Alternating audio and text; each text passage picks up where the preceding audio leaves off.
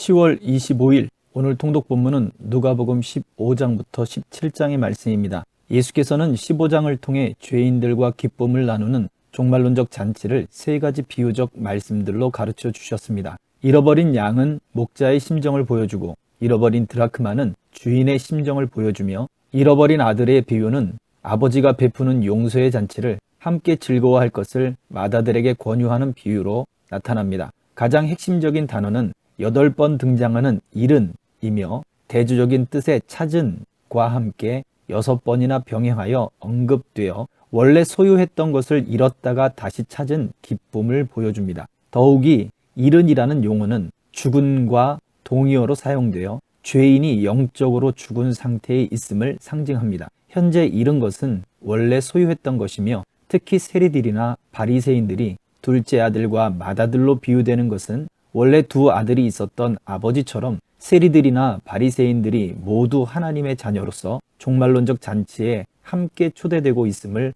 보여줍니다. 16장은 재물의 올바른 사용에 대한 두 가지 비유를 소개하고 있습니다. 또한 두 비유 사이에는 바리새인에 대한 책망의 말씀과 율법의 타당성에 대한 가르침이 삽입되어 있습니다. 첫 번째 비유에서 누가는 특히 가난한 자에 대하여 깊은 관심을 표명하고 있습니다. 예수께서 탄생하신 장소부터가 초라한 말구이였으며 가난한 목자들이 그의 탄생을 축하하였습니다. 또 마리아의 찬송에서는 예수께서 줄이신 자들을 배불리실 것이라고 하였습니다. 예수께서는 복음을 전파하시되 특히 가난한 자들에게 전파하셨고, 또한 가난한 자들에게는 복을, 부자들에게는 저주를 선언하기도 하셨습니다. 12장의 어리석은 부자의 비유와 함께 본장에 수록되어 있는 부자와 나사로의 비유는 공동체 안에 있는 가난한 자들에게 조금도 관심을 기울이지 않고 자신만을 위하여 재물을 축적하며 즐기는 부자들에 대한 부정적인 시각을 반영하고 있습니다. 누가에 의하면 마지막 날에 있을 천국잔치에는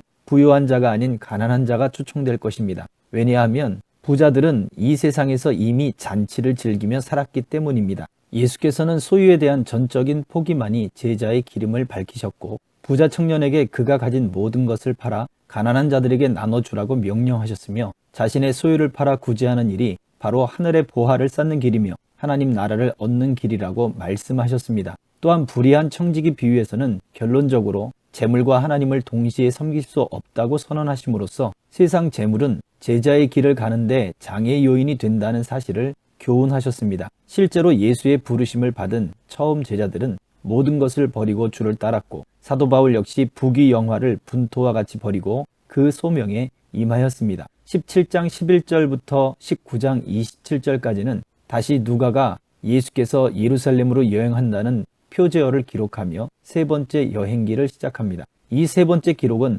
나병 환자 10명을 치유하는 기적 사건으로 시작됩니다. 이후 하나님의 나라가 우리 가운데 있다는 가르침을 시작으로 하나님 나라에 대한 여러 비유들을 기록하고 있습니다. 이 세 번째 기록의 핵심 메시지는 바로 하나님 나라와 제자도입니다. 온통 생존의 문제와 자기 억견의 감옥에 갇혀 있는 백성들에게 모든 두려움과 눌림에서 해방될 수 있음을 선포하고 있는 것입니다. 예수를 따르는 자들에게 있어서 재물과 생존의 문제는 항상 긴장 관계에 있습니다. 누가는 본문에서 이 문제를 강조하고 있으며, 이 땅 위에 사는 동안 재물은 없어서는 안 될 중요한 부분이고, 그리스도인들은 이 중요한 문제를 어떠한 시각에서 다뤄야 할 것인가, 당시 초대교회 공동체에서는 그리스도인이 어떻게 재물을 다뤄야 하는가에 대한 문제가 그리스도의 제자로서의 소명과 깊은 관련이 있는 것으로 간주되었습니다. 본문을 통해 우리는 이 문제를 더 심도 있게 고민해 보아야 할 것입니다. 하나님이 주시는 복 중에 하나로서 분명히 재물이 있습니다.